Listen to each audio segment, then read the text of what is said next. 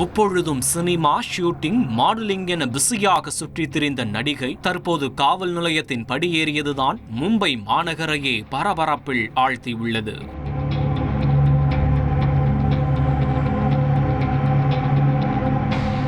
பாலிவுட்டில் முக்கிய நடிகையாக உலாவரும் நேஹா மாலிக்கின் வீட்டிலிருந்து 34 லட்சம் மதிப்புள்ள நகை மாயமாகி உள்ளதுதான் இந்த பரபரப்புகளுக்கு காரணம்.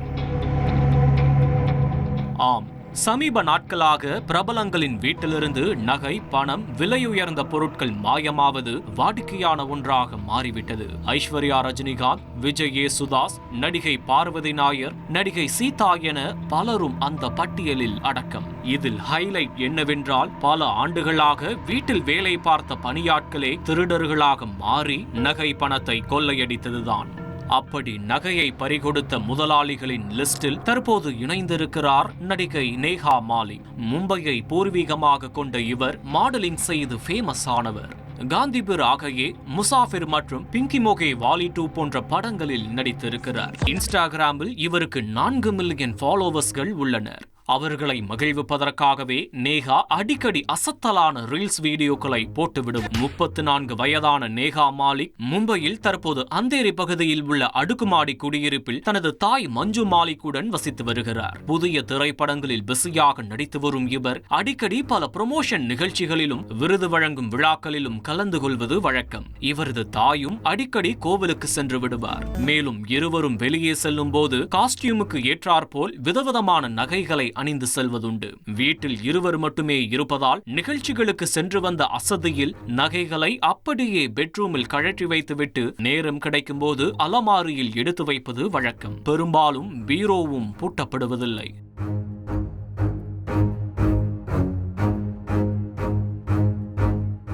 இந்த நிலையில்தான் கடந்த வாரம் நடிகை நேஹா மாலிக் ஹைதராபாத் அணிக்கும் மும்பை அணிக்கும் நடந்த IPL மேட்சை காண சென்று இருக்கிறார்.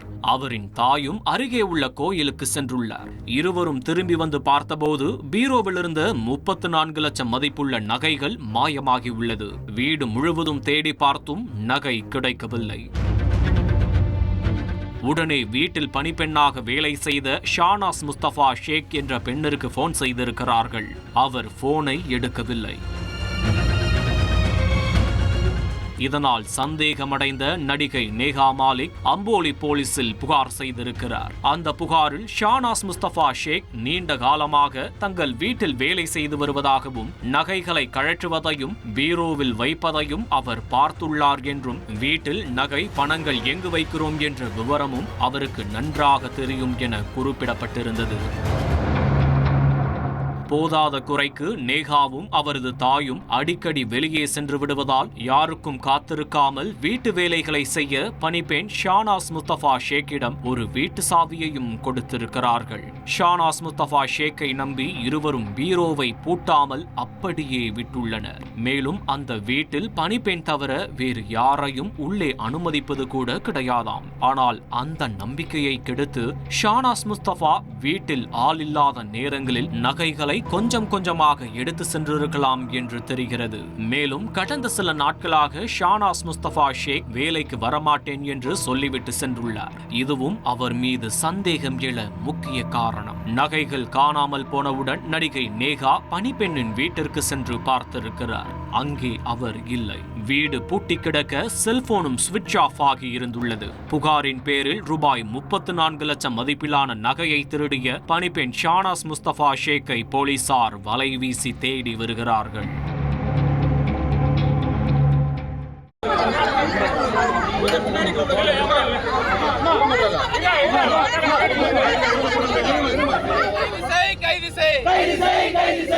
கடலூர் விருதாச்சலம் பிரதான சாலையில் உள்ள குள்ளஞ்சாவடி காவல் நிலையம் பாமகவினரின் போராட்டத்தால் ஸ்தம்பித்து போயிருந்தது.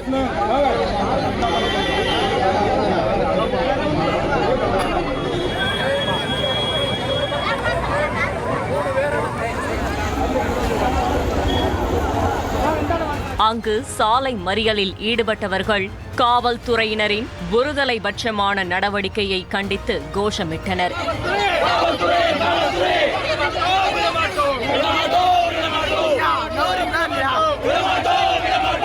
திடீரென 500க்கும் மேற்பட்டவர்கள் ஒரே இடத்தில் கூடியதால் அங்கு பதற்றமான சூழல் நிலவியிருக்கிறது.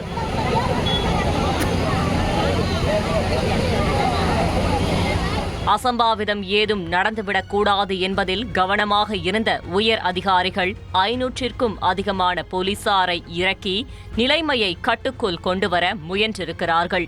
அதோடு முன்னெச்சரிக்கை நடவடிக்கையாக கண்ணீர் புகையை பீய்ச்சி அடிக்கக்கூடிய வஜ்ரா வாகனமும் சம்பவ இடத்தில் நிறுத்தப்பட்டது.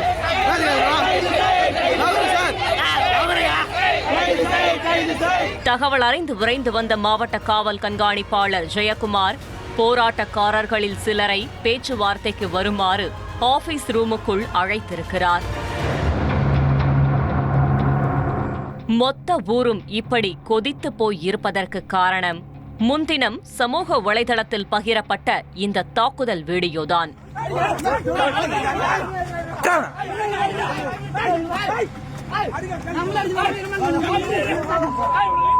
ஒரு நபரை 10-15 இளைஞர்கள் நடுரோட்டில் அடித்து தரதரவென இழுத்து சென்றிருக்கிறார்கள்.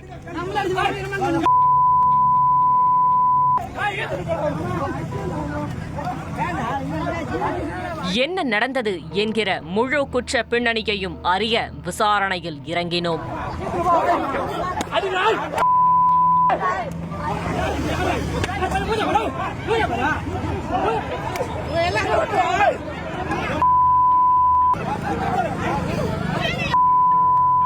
ஈவிரக்கமில்லாத தாக்குதலுக்குள்ளான நபரின் பெயர் முருகவேல். கடலூர் மாவட்டம் குள்ளஞ்சாவடி அருகேயுள்ள அம்பலவாணன்பேட்டையைச் சேர்ந்தவர். இவர் சென்ற 24ஆம் தேதி வேலை நிமித்தமாக வெளியே சென்றுவிட்டு மீண்டும் வீடு திரும்பிய போது அவர் வீட்டின் அருகே இருந்த கோவிலில் 4-5 இளைஞர்கள் மது அருந்திக் கொண்டு சந்தோஷமாக இருந்துள்ளனர். அவர்கள் 4 பேரும் மாற்று சமூகத்தை சேர்ந்தவர்கள் என்பதால் முருகவேல் அவர்களை கடுமையாக எச்சரித்திருக்கிறார். அப்போது 2 தரப்பினருக்கும் வாக்குவாதம் எழவே முருகவேல் அந்த இளைஞர்களில் ஒருவரை கை நீட்டி அடித்ததாகவும் சொல்லப்படுகிறது. இந்த சம்பவத்தை கேள்விப்பட்டு கொதித்தெழுந்த எதிர்தரப்பினர் சம்பவம் நடந்த அன்றே முருகவேலை சுற்றி வளைத்து லாக் செய்திருக்கிறார்கள். எங்கள் மீதே கை வைப்பியா, யாராலும் எங்களை அடக்க முடியாது என திமிரி எழுந்த அந்த இளைஞர் கூட்டம் முருகவேலை நடுரோட்டில் அடித்து சித்திரவதை செய்திருக்கிறார்கள்.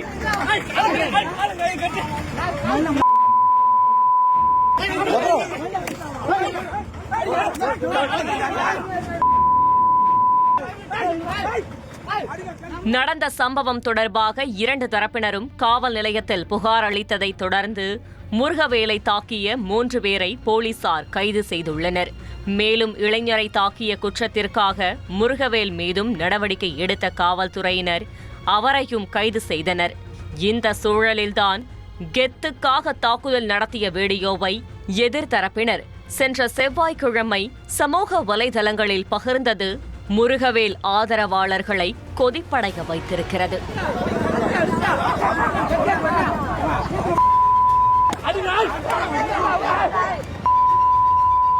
உடனடியாக இந்த விவகாரத்தை பாமகவின் மேலிடத்திற்கு கொண்டு செல்ல தங்கள் தரப்பை சேர்ந்தவரை சாலையில் தரதரவென இழுத்து செல்வதை பார்த்து அதிர்ந்து போயிருக்கிறார்கள்.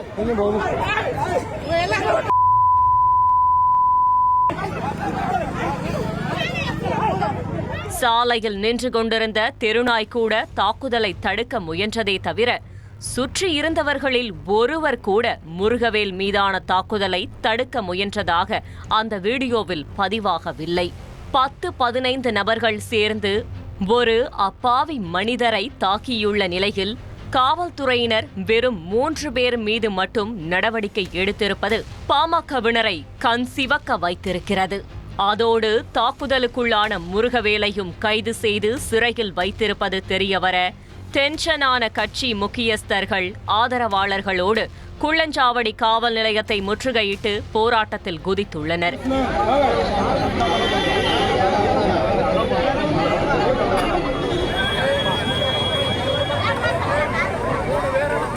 போராட்டக்காரர்களிடம் பேச்சுவார்த்தை நடத்திய எஸ்பி ஜெயக்குமார் ஓரிரு நாட்களில் நடவடிக்கை எடுப்பதாக வாக்குறுதி கொடுத்திருக்கிறார். அது மட்டுமின்றி போராட்ட குழுவினரே முருகவேல் மீது தாக்குதல் நடத்திய 15 நபர்களின் பெயரை குறிப்பிட்டு அவர்கள் மீது சட்டப்படி நடவடிக்கை எடுக்க வேண்டுமென வலியுறுத்தியுள்ளனர். மேலும் முருகவேலை பாதிக்கப்பட்ட நபராக கருதி அவரை வழக்கிலிருந்து விடுவிக்க வேண்டும் என்கிற கோரிக்கையையும் முன்வைத்துள்ளனர்.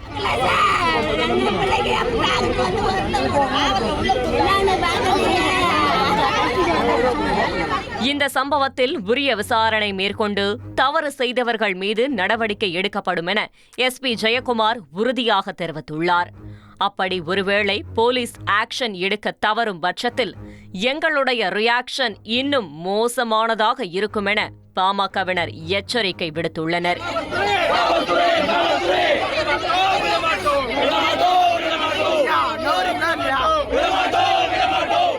சாதாரணமாக தொடங்கிய வாய் சண்டை இரு சமூகத்திற்கு இடையிலான பிரச்சனையாக உருவெடுத்துவிடக் கூடாது என்பதில் காவல்துறை மிகவும் கவனமாக உள்ளனர். போலீசாரின் ஆக்ஷன் என்ன மாதிரியாக இருக்கப் போகிறது என்பதை நாம் பொறுத்திருந்துதான் பார்க்க வேண்டும்.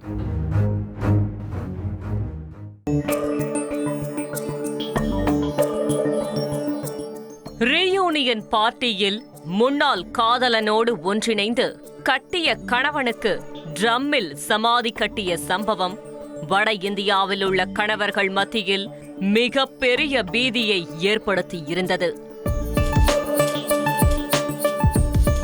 நார்த் இந்தியாவிற்கு ஒரு மஸ்கன் ஷாஹில் சுக்லா ஜோடி என்றால் சவுத் இந்தியாவிற்கு நாங்கள்தான் என ஃபேஸ்புக்கில் போஸ்ட் போட்டு கணவரின் கதை முடித்திருக்கிறார்கள் கேரளாவைச் சேர்ந்த சந்தோஷ் மினி நம்பியார் ஜோடி.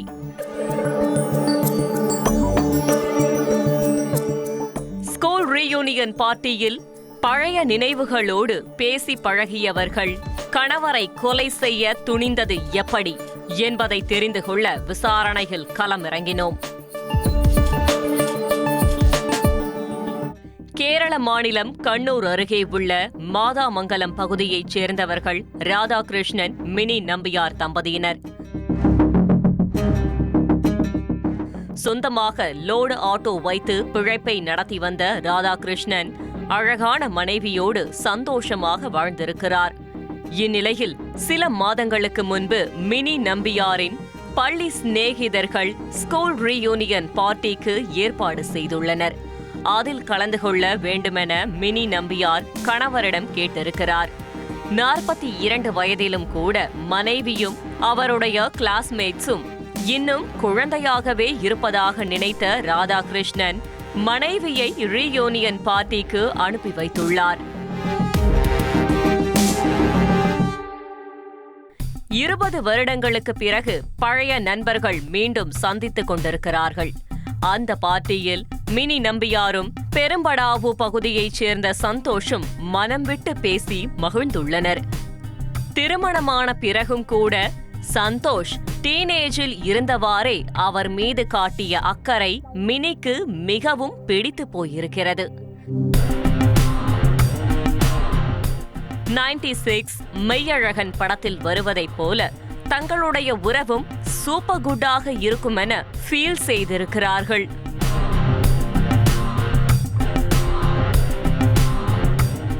ரீயூனியன் பார்ட்டியில் பேச்சப்பான சந்தோஷை மினி அவருடைய கணவரிடம் அறிமுகம் செய்திருக்கிறார்.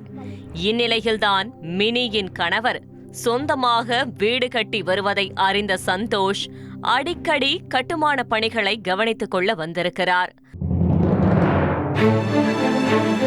ராதாகிருஷ்ணனுக்கு உதவுவதைப் போல நடித்த சந்தோஷ் அவர் சவாரிக்கு செல்லும் கேப்பில் மினியிடம் தனிமையில் சந்தித்து உறவை வளர்த்துள்ளார். இந்நிலையில் இருவரின் நடவடிக்கைகளிலும் சந்தேகமடைந்த ராதாகிருஷ்ணன் சந்தோஷிடம் இனி மனைவியை சந்திக்க வரக்கூடாதென கண்டிஷன் போட்டுள்ளார். ஆனால் இந்த கட்டுப்பாட்டை மீறி இருவரும் ரகசியமாக நட்பை தொடர்ந்திருக்கிறார்கள். இதனால் கணவன் மனைவிக்கிடையே அடிக்கடி சண்டை சச்சரவு நடந்திருக்கிறது. பாய் பெஸ்டியை பார்க்க வேண்டுமென அடம் பிடித்த மனைவியை ராதாகிருஷ்ணன் அடித்து துன்புறுத்த தொடங்கி இருக்கிறார்.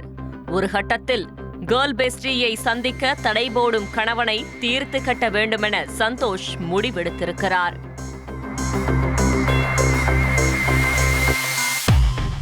சட்டென வில்லியாக மாறிய மினி நம்பியாரும் பாய் பெஸ்டியோடு சேர்ந்து இந்த சதி திட்டத்திற்கு கிரீன் சிக்னல் கொடுத்துள்ளார். இதையடுத்து கொலை நடப்பதற்கு முன்பாக சென்ற மார்ச் மாதம் 20ஆம் தேதி மாலை 4:30 மணியளவில் சந்தோஷ் அவருடைய ஃபேஸ்புக் பக்கத்தில் டார்கெட்டை அட்டாக் பண்றதுதான் என் வேலை, நான் நிச்சயம் அதை செஞ்சு முடிப்பேன் என்று துப்பாக்கியோடு ஒரு பதிவை வெளியிட்டிருக்கிறார். இந்த போஸ்ட் போட்ட அடுத்த சில மணி நேரங்களில் சந்தோஷின் துப்பாக்கியில் இருந்த தோட்டாக்கள் ராதாகிருஷ்ணனின் இதயத்தில் இறங்கி உள்ளது. இரத்த வெள்ளத்தில் சுருண்டு விழுந்த ராதாகிருஷ்ணன் சம்பவ இடத்திலேயே துடிதுடித்து பரிதாபமாக இறந்து போயிருக்கிறார். கேர்ள் பெஸ்டியை பார்க்க தடை போட்ட கணவனை தீர்த்து கட்டிய கையோடு மீண்டும் மாலை 7:27 மணியளவில் என் ஆள் மேல கை வைக்க கூடாதுன்னு உங்ககிட்ட சொன்னேன், கேட்டியா? என் உயிரை கொடுத்தாச்சும் என் ஆளை காப்பாற்றுவேன், உனக்கெல்லாம் மன்னிப்பே கிடையாது என்று ஃபேஸ்புக்கில் அடுத்த போஸ்டை பதிவிட்டு அனைவரையும் அதிர வைத்திருக்கிறார் சந்தோஷ். நடந்த சம்பவம் தொடர்பாக கொலை வழக்கு பதிவு செய்த போலீசார் ஏற்கனவே சந்தோஷையும் வெப்பன் சப்ளையர் சிஜோ ஜோஸ் என்பவரையும் கைது செய்திருந்தனர். இந்நிலையில் இன்று இந்த வழக்கில் மினி நம்பியாரையும் 3வது குற்றவாளியாக சேர்த்து உள்ள போலீசார் அவரையும் கைது செய்து சிறையில் அடைத்துள்ளனர்.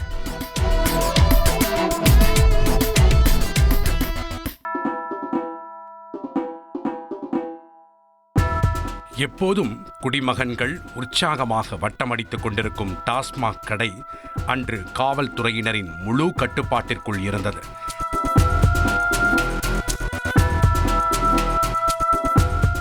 சம்பவ இடத்தை ஆராய்ந்த தடயவியல் நிபுணர்கள் அங்கு உடைந்து கிடந்த பியர் பாட்டிலில் இருந்த ஃபிங்கர் பிரிண்ட்ஸையும் இரத்தக் கறைகளையும் சேகரித்துக் கொண்டிருந்தனர்.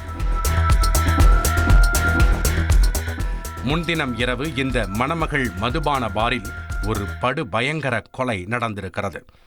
நண்பனோடு மது அருந்துவதற்காக வந்த இளைஞரை 3 நபர்கள் கையில் கிடைத்த பொருள் அனைத்தையும் ஆயுதமாக பயன்படுத்தி கொலைவெறி தீர தாக்கி மிக கொடூரமாக கொலை செய்துள்ளனர். என்ன நடந்தது என்பதை எளிமையாக புரிந்து கொள்ள இந்த திரைப்படத்தின் காட்சியும் ஓரளவு உதவுவதாக அமைந்தது. பெரும்பாலும் மதுபான விடுதியில் இந்த கேரக்டரை போல சிலர் ஓசி சரக்கிற்காகவும் சைடிஸ்காகவும் நலன் விசாரிப்பது போல அடி போடுவது வாடிக்கையான ஒன்றுதான். ஆனால் நாம் திரையில் பார்த்து நகைச்சுவை கடந்து சென்ற இந்த சிச்சுவேஷன் நிஜத்தில் நடக்கும் போது அது சில சமயங்களில் இது போன்ற கொலையில் கூட முடியலாம் என்பதை அப்பட்டமாக்கியிருக்கிறது இந்த சம்பவம். கொல்லப்பட்டவர் 29 வயதான மாரிமுத்து. தென்காசி மாவட்டம் கடையம் அருகே உள்ள அடைச்சாணி கிராமத்தைச் சேர்ந்தவர்.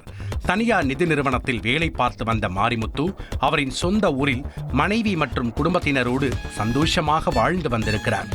இந்நிலையில் சென்ற செவ்வாய்க்கிழமை மாலை பணி முடிந்து வீட்டிற்கு திரும்பிய மாரிமுத்து அவரின் நண்பருடன் துப்பாக்குடி டாஸ்மாக் பாருக்கு மது அருந்த சென்றிருக்கிறார்.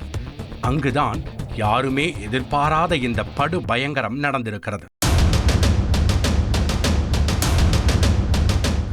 நண்பரோடு மது அருந்திக் கொண்டிருந்த போது அதே டாஸ்மாக் கடையில் உள்ளூரைச் சேர்ந்த பட்டுசாமி, வேல்முருகன் மற்றும் ராஜபாண்டி ஆகிய மூவரும் ஒன்றாக மது அருந்தி உள்ளனர்.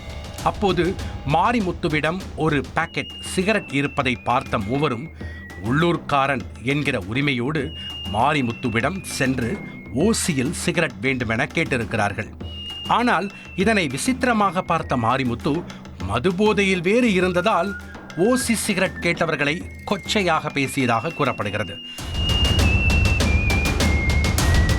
இதனால் வெகுண்டெழுந்த 3 பேரும் மாரிமுத்துவிடம் கடுமையான வாக்குவாதத்தில் ஈடுபட்டிருக்கிறார்கள். ஒரு கட்டத்தில் வாய்ச்சண்டை முற்றி கைச்சண்டையாக மாறியிருக்கிறது. இரு தரப்பினரும் மேஜையில் இருந்த பியர் பாட்டிலால் மாறி மாறி தாக்கி உள்ளனர். இதில் பட்டுசாமியின் தலையில் பலத்த காயம் ஏற்பட்டு ரத்தம் வழிந்திருக்கிறது. ரத்தம் பார்த்ததும் நரம்புகள் புடைக்க சூடேறிய உள்ளூரைச் சேர்ந்த மூவரும் மாரிமுத்துவை பியர் பாட்டில் மற்றும் உருட்டுக்கட்டையால் கொலைவெறி தீர கண்மூடித்தனமாக தாக்கியுள்ளனர். இதில் படுகாயமடைந்த மாரிமுத்துவின் உடலில் இருந்து அளவுக்கு அதிகமான ரத்தம் வெளியேறியதால் அவர் சம்பவ இடத்திலேயே பரிதாபமாக இறந்து போயிருக்கிறார். நடந்த சம்பவம் தொடர்பாக கொலை வழக்கு பதிவு செய்த போலீசார் கொலையாளிகள் பட்டுச்சாமி, வேல்முருகன் மற்றும் ராஜபாண்டி ஆகிய மூவரையும் கைது செய்துள்ளனர். இதில் பட்டுச்சாமிக்கும் தலையில் பலத்த காயம் ஏற்பட்டதால் அவரை மருத்துவமனையில் அனுமதித்து சிகிச்சை அளித்திருக்கிறார்கள்.